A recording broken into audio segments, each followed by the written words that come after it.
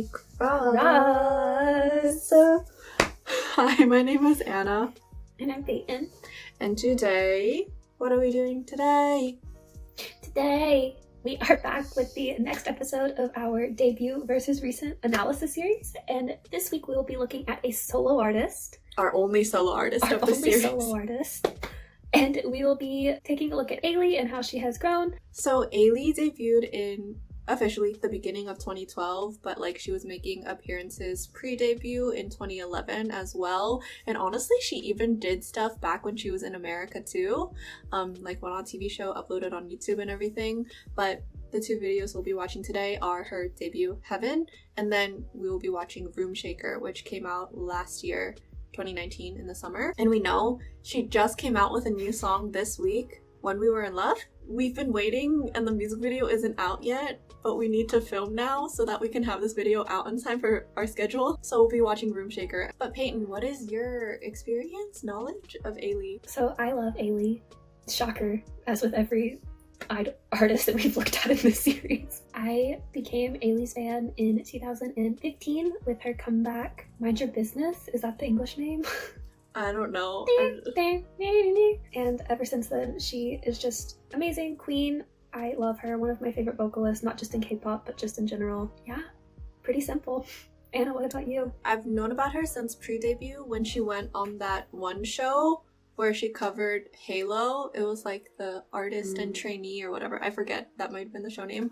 And then I saw her debut in 2012. And I have been following her ever since. And I'm a very big fan. As always, if you are just joining us for this episode of the series and you're curious how we chose the artists or how we'll be doing our comments, there is a short explanation down in the description box below. But if you want the full explanation, then that can be found in episode 1. And that being said, Let's go!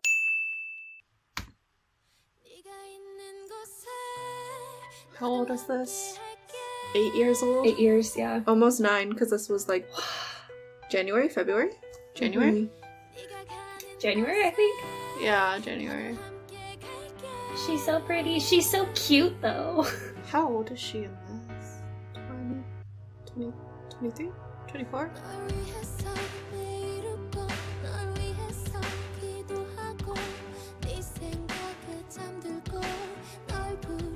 I'm gonna test myself to see if I still remember all the lyrics to this, so sorry if I'm quiet. I'm probably just gonna be quiet because she just has such a pretty voice.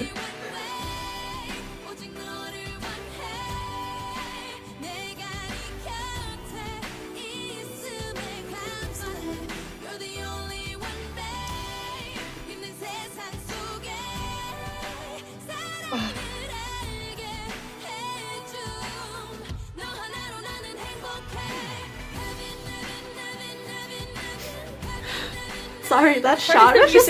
Yeah, I never understood that.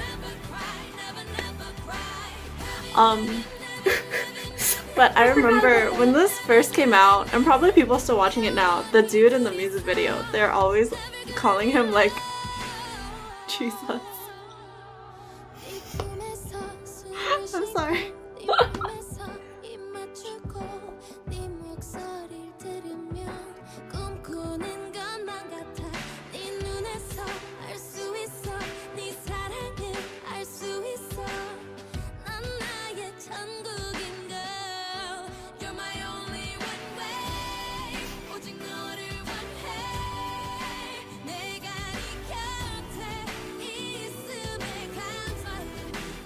It's really washed out lighting. It's like you're at the pearly gates of heaven. Heaven?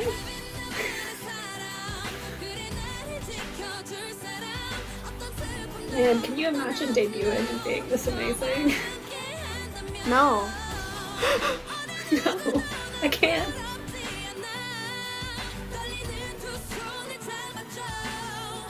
I forgot that he's in the music video!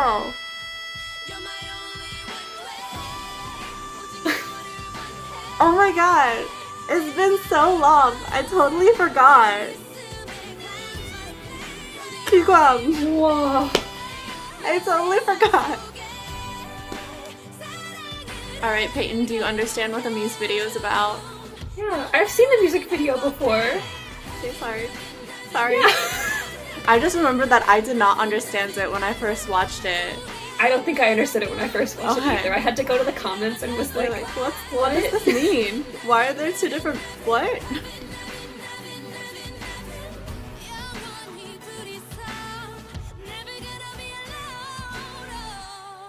Which is also why it's when he's there that it's so washed out, because... Oh. Yeah. Wow. Oh.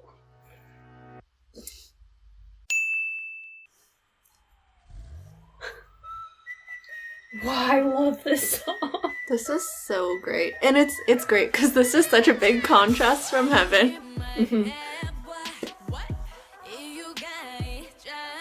Her face is still exactly the same though. Right? Like, oh my god. 7 years. 7 or 7.5 years difference. What the heck?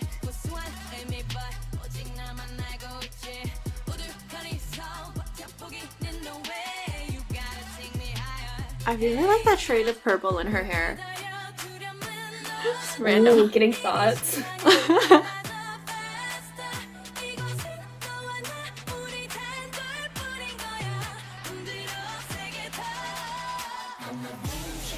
Oh, sorry. That's my favorite part of the whole dance. I love when her breaks the clip. And I love that they show it in the shot of the pantsuits. I'm like, oh, yes. But like the light tracking thing that they have with the music video. Mm. I was just thinking too, this one feels a lot more like what I expect of a K-pop music video, whereas the first one is more like I guess for the style, I don't know how to describe it. I'm getting distracted. I'll come back to it. I think I know what you're trying to say. Like this one is more like, this is a K-pop idol soloist, whereas the debut was more like, this is a Korean soloist. Yes, thank you.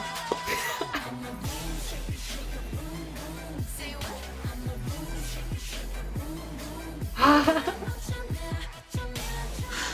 love her.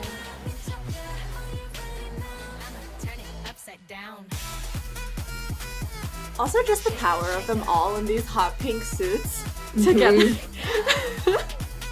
Like when they all walk forward, it's like, oh.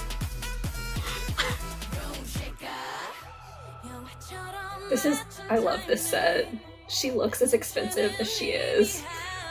I will forever be pressed about how she didn't get to promote this more.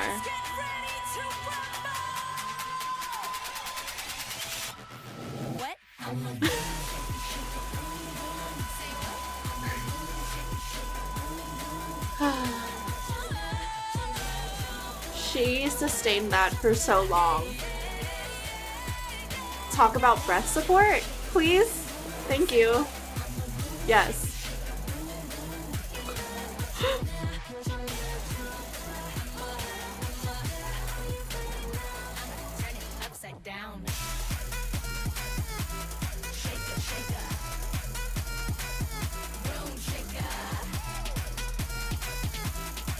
God, I love her. Wow, okay. If you look up fabulous in the dictionary, you find Ailee's picture. When we first said that we were going to do Ailee for this series, I was like, I can't say anything because it's Ailee. She's great. She's always been great, even from the start. But when I was like doing my research and like going back and watching videos, I was like, oh, I actually have a few things to say. But the thing is, compared to our previous videos, they're much more like detailed, which is kind of fun for me, and hopefully it's interesting for you guys because you get to hear me finally talk about something different. Just to start off with, like, Ailee obviously is amazing, and she has a voice that is really just not heard in the rest of the Korean music industry that much. Her voice is very grounded, like you can feel the depth, because for singing they always say like use your core strength, use your diaphragm, and she truly does that. Because like bad technique is if you breathe, you can see that you move your shoulders when you're breathing in. But good technique is if your stomach area just expands, because that's where your breath is supposed to be held. It's coming from down there. And that's one of the reasons why you can hear so much power in her voice. Like, she's even said before when she went on like an extreme diet that after that she couldn't belt those notes and that she couldn't sing some of her songs properly because her body just didn't have the strength because of the extreme diet. But now that I've covered her voice, to talk about actual things that have grown over time. So one sort of detailed thing is her vowels have really improved. In particular, like her vowels for when she sings those high notes. Watching Heaven for the first time in a while today, you can hear in those higher notes, like she's singing from her mask, but the vowels tend to get a little bit spread. So instead of like an ah, it's like an ah. So it's like brighter sounding, which is not as ideal. But then over time, especially starting more around 2015, her vowels have gotten a lot taller for those high notes, and like that's how you're supposed to do it. You're not supposed to spread like this, you're supposed to go like that. And although we didn't react to it, her latest song, When We Were in Love, I watched like the live special clip that was released of her singing it, and you can see it, like that video is a perfect example of her singing those high notes, like especially towards the end. Her vowels are much taller than they would have been in like 2012. And then the other main point in her growth that I wanted to make kind of ties into her concept, just because as she switched from more pop music into more like of an R&B ballady style, that requires different singing technique and styles as well. Because of that, her vocal agility has really grown. So like for one, yes. Can you explain vocal agility? It's like how your voice can move. For vocal agility, I think the easiest way to explain it is just to give an example of it.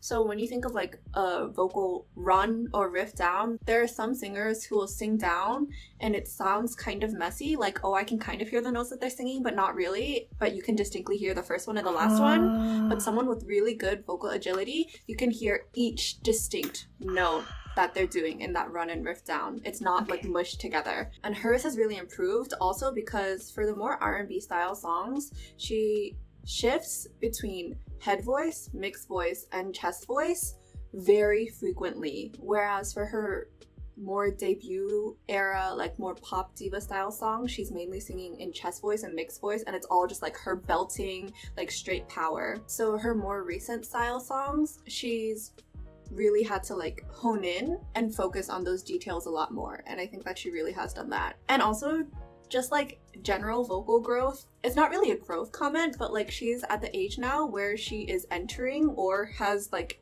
entered, is at the beginning of her vocal prime, because your vocal prime is supposed to be like for most people when you're in your 30s, and like I can see that, and I'm really excited for what she's gonna release in the future. Yeah, that's all I really had to say. Hopefully that made sense. It did. Okay, cool. That means Peyton dancing. My dancing comments are kind of interesting because I think, like, we all probably know, Ailee is not primarily a dancer. She is a true vocalist, and she does do dancing in her stages, but I think that that is honestly more a byproduct of the industry that she's in, because it's more expected of her. But I do have some comments because she, even with not being a dancer, has grown in her ability to dance while she is performing these songs. When I was watching through all of her live stages, I noticed a big shift in her choreography. Like for instance, in Heaven, in the choreography, a lot of it is her feet are planted and it's arm movements, and there's not a lot of movement at all while she's singing. And even the movements while she's singing, she tends to stop doing them so that she can focus on the singing while the backup dancers around her do it. And like, you can tell that she has gotten to the point, even as early as like 2013, 2014, where she was able to dance for longer in the songs because you could tell she wasn't thinking about it as much, like it was becoming more natural to her. Choreography wise, what she is given has also changed a lot, and I think it should be noted that her choreography is limited in a way because of the songs that she's singing and the notes that she's hitting. She didn't say it in this reaction, but Anna has said before about how one of the things when you're singing is like you won't move from here up so that you're not like messing around with your neck and your head and all of that. And also with Ailee, she relies so much on her diaphragm that she's not doing a ton of like body rolls, twisting, that sort of thing, because it would mess up her ability to take those breaths that she needs to do the belting. But even then, the choreography has gotten so much more intricate and so much more technical. And while she does not always perform the full choreography when she's singing, just because when you're singing the song she does live, you're not going to do the dances full out. Like, it's just, she's the only person on stage. Like, it's just not going to happen. And I'm glad it doesn't, because I'd rather listen to her sing. Even the choreography that they give the backup dancers has gotten more intricate. And I think that's because she is now capable of doing a higher level of technical difficulty.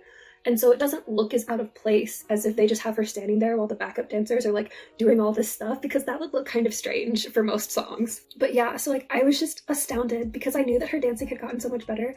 But when I watched through all of them and saw the growth, and then I just watched Heaven and then Room Shaker live back to back, and I was like, or not live, but like the dance back to back. And I was like, wow, Room Shaker's like legit idol choreography.